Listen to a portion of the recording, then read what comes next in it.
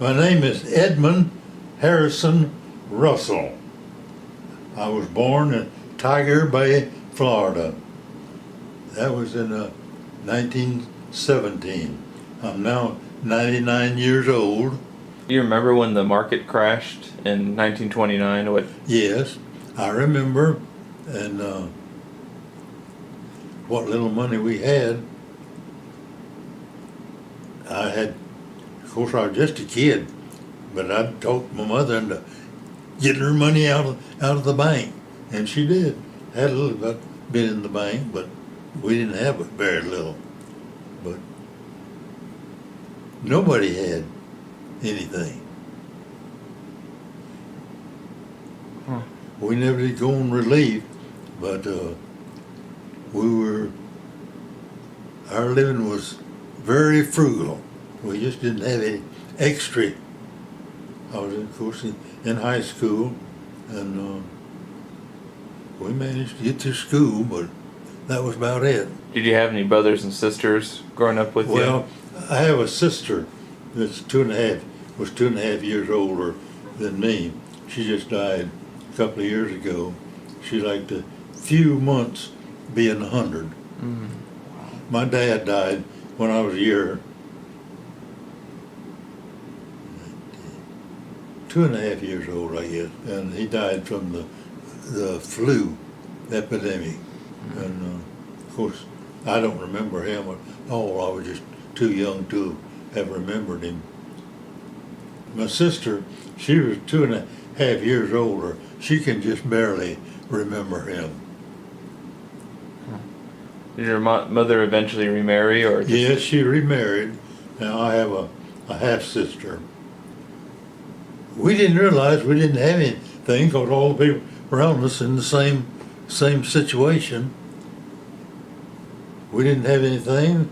We depended on our orange crop for our income.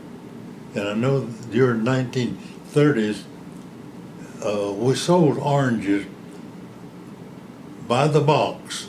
A box was 2 bushels on the tree. They'd come in, pick them, and everything. You'd sell them by the box on the tree. And there was one year in the 30s, we sold for 40 cents a box. That's 2 bushels. Another year was 35 cents a box.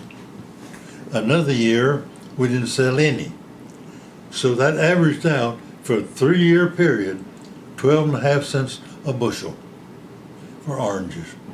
So our living was pretty frugal.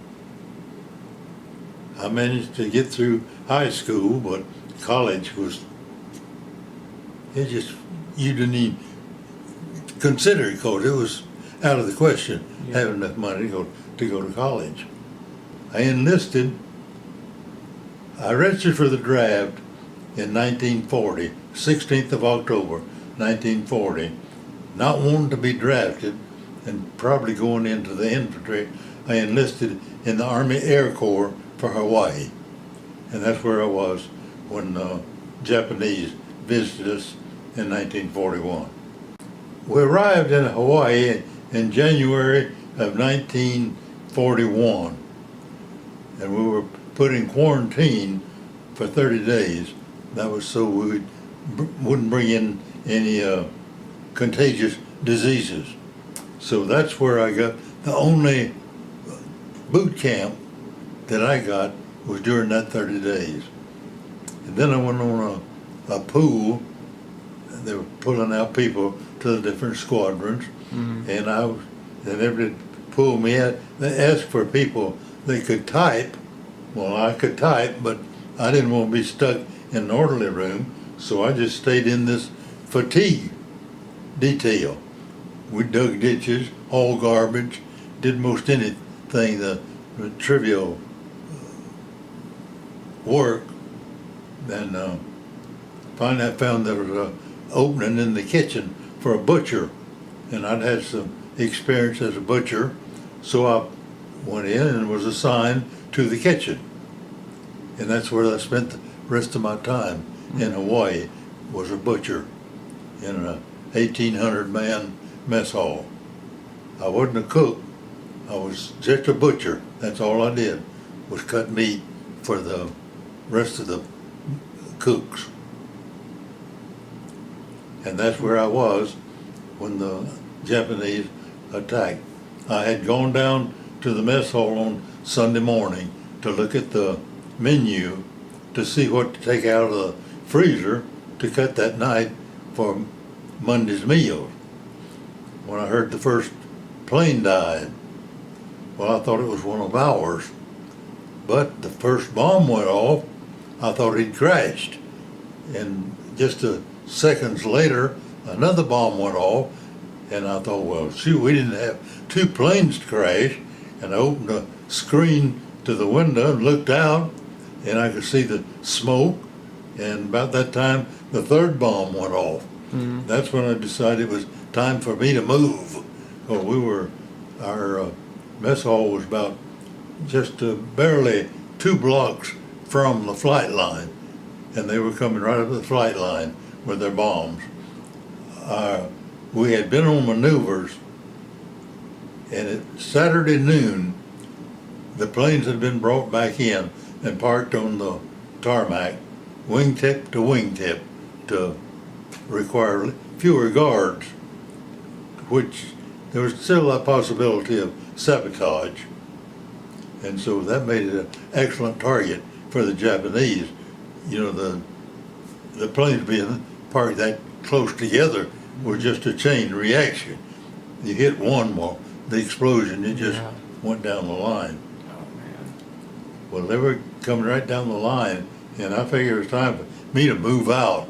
So I went across an open field towards a row of eucalyptus trees, and by that time they had dropped their bombs and were strafing. Well, they had to dive over this row of eucalyptus trees to start on their strafing run. And I was going towards that row of eucalyptus trees when I realized I could see them. Their canopies were open, and they were low enough that you could see the grin on their face. Also, you could see the emblem on their planes. We always called it the meatball. But anyhow, I got to the row of eucalyptus trees and stayed until the attack was over, because they had to fly over, so it was a fairly safe place to be. But it was a scary situation, because it wasn't until I saw that plane I could plainly see that they were Japanese, and also there were Japanese planes, and that's when I decided it was for real. It wasn't just a practice run. And after the attack was over, we were assembled back at the barracks, and we were issued all kind of battle gear, such as helmet, gas mask, weapons, all kind of pieces for, full field pack in pieces that we didn't know how to even assemble. But anyhow, we had ex-infantry men that knew how to assemble a field pack. And so we kind of had organized, or you might say disorganized, because at that time I was a private, and all I was doing was waiting to be told what to do. And along in the afternoon, we got the word out that the Japanese would be landing paratroopers, and they'd be in blue uniform, and after a certain date, a certain time, to shoot on sight anyone in blue uniform. Well, at that time we had our regular uniform were khakis, but there were some fatigue uniforms, blue coveralls or pants, blouses. So there was a quick change to get out of anything blue. Of course, they didn't land paratroopers, but it was still, the rumor was out that they would be. So we went on, as the days went on, we got a little better organized and had blackouts. And so I stayed there till May of 42. I came back to the States, went through flight school. Then I was a bombardier instructor for 16 months. Then I went to navigation school.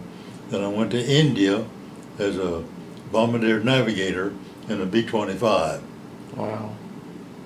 And they had flown their last combat mission in India the few days before we arrived. Mm-hmm. And then we were changing from the B-25 into A-26 to go into the Pacific for the invasion of Japan when the war ended. I went on VJ Day, I was in Calcutta. I was mess officer and was trying to buy enough extra food to supplement our regular issue to eat a little better. Mm-hmm. So we were getting very, very slim rations. And that's when I was trying to buy food on the open market when VJ Day happened. What was that like when they announced the war was over? Where you were at was waiting? Well, you could hear the Coast Artillery. They were surrounding Calcutta, and they just around the clock started sounding off, firing their pieces. I guess they had Coast Artillery. And then before my orders caught up with me to come home, I went into China. Our mission in China was to haul Chinese nationalists trying to head off the communists. Of course, the people that we hauled were just the lower grade fighting people. We just load up so much freight. They didn't even have parachutes. Just load them on and take them, unload them, and that was it. Didn't have any communication. Our higher-ups probably communicated with their higher-ups, but at our echelon, we didn't have any communication. I see. And the ones we hauled probably couldn't have spoken English. We couldn't have communicated with them anyhow. Finally, my orders caught up with me, and I came back. We were in Xikyang for about 6 weeks, and then we went on to Hankow. Those places, each place I tried to find out what happened to my orders. Well, my orders were always a little behind me, trying to catch up. Of course, I had enough points. We were sent back to the States on a point system, but I'd already had some service time in Hawaii and all of it, so I had enough points to come home. So I left Shanghai on a boat. Took us 17 days to go from Shanghai to Frisco. Then 8 days from Frisco to Florida on a troop train. I was later recalled. I served in the Philippines and Okinawa. Then in the reserves, I went into Vietnam a couple of times. Which when we went into Vietnam, we just unloaded and loaded and out of there. We had a rocket attack in Vietnam one time. So they told us to expedite our takeoff when we got no clear. And the only time I ever saw a 4-engine plane start taxiing with one engine. We had four engines, then started moving with one engine. By the time we got to the active runway, we had three, all of them churning and ready to go. So after enlisting for 3 years in 1940, I spent 36 years, 6 months, and 12 days in total time, active and reserve, before I actually retired.